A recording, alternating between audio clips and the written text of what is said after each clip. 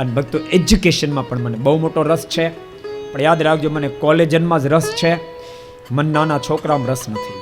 એટલા માટે યાદ રાખજો 12 ધોરણ સુધી તો મા બાપ ગમે તેમ કરીને છોકરાને ભણાવી દે છે, ત્યાં સુધી વાંધો નથી આવતો.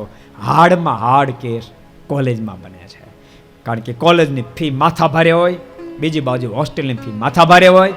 મધ્યમ વર્ગના મા બાપને પોતાના સંતાનને ભણાવવું એ હાર્ટ એટેક જેટલું કઠણ થઈ પડે છે.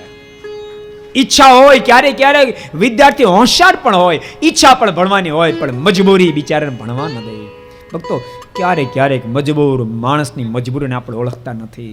એક સત્ય ઘટના કહો ભક્તો, 6-8 મહિના થયા હશે, સરદારની અંદર એક કોળી પટેલનો છોકરો એડમિશન લેવા માટે આવ્યો.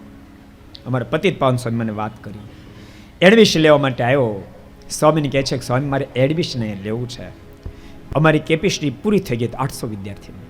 એટલે સ્વામીએ કીધું કે હવે અહીં અમે રાખી નહીં શકીએ, અહીંયા હાઉસફુલ છે. આટલા શબ્દ સાંભળતાની સાથે બાળકની આંખોમાં દળ દળ દળ આંસુડા પડવા માંડ્યા અને બાળકના મોઢામાં શબ્દ નીકળ્યા, તો હવે હું ભણી નહીં શકું ને. સ્વામી કે મને જળજળી આવી ગયા. મેં કીધું એક હોલ છે, એમાં થોડાક વિદ્યાર્થી રહે છે, એમાં તું રહીશ? અરે સ્વામી મને પતરાવાળી રૂમમાં રાખો તો રહીશ, પણ મારે ભણવું છે, મારે ભણવું છે. ભક્તો એવા તો કેટલાય ગરીબ બાળકો હશે જેને આસમાને આંબાની ઈચ્છાઓ હશે, પણ એની આર્થિક મજબૂરીને આગળ વધવા નહીં દેતી હોય. ભક્તો જાહેરમાં કહું છું, એવા બાળકોને તમે સરદાર, ભાવનગર, મહુવા ભણવા માટે મોકલી શકશો, પણ યાદ રાખજો 60% ઉપર હશે એને મોકલજો.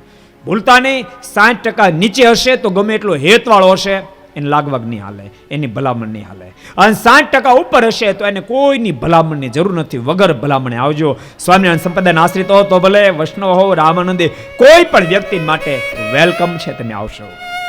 અમારે ત્યાં દાખલ કર્યા પછી યાદ રાખજો, અમારે ત્યાં સ્કૂલ નથી, કોલેજ નથી, ગુરુકુળ નથી, કાંઈ નથી, માત્ર ને માત્ર હોસ્ટેલ છે, માત્ર ને માત્ર રહેવા જમવાની વ્યવસ્થા છે. ભક્તો એના માટે એકવાર એન્ટ્રી લીધા પછી 1 રૂપિયાનો ખર્ચો તમારા સંતાનને નહીં આવવા દે. એક પાયનો ખર્ચ અમે કરશું. ભક્તો એમ માનું છું, સાચું કહું, અમારે ક્યાં કમાવા જવું છે? અમે કમાવા જતા નહીં, તો હોળ હાંકતા નથી. તમારું આપેલું છે ને અમે તમને પાછું આપીએ છીએ. પણ યાદ રાખજો, પાછું કેમ આપીએ ખબર? લોઢું હોય ને, લોઢું એ 50 રૂપિયાની કિલો. કેટલાની કિલો હોય? 50ની કિલો. પણ એ 50 રૂપિયાનું કિલો લોઢાનું કોઈ બેરિંગ બનાવી નાખે ને તો 500નું થાય. સમજાય છે? તમે અમને જે દાન આપો છો ને લોઢા જેવું આપો છો, અમે બેરિંગ કરીને તમને પાછું આપીએ છીએ, બેરિંગ કરીને પાછું આપીએ છીએ. अगर ये वीडियो आपको पसंद आया हो तो लाइक करें और शेयर करना मत भूलिए कथा चैनल को, और बेल आइकॉन पर क्लिक करना मत भूलिए लेटेस्ट वीडियो सबसे पहले पाने के लिए.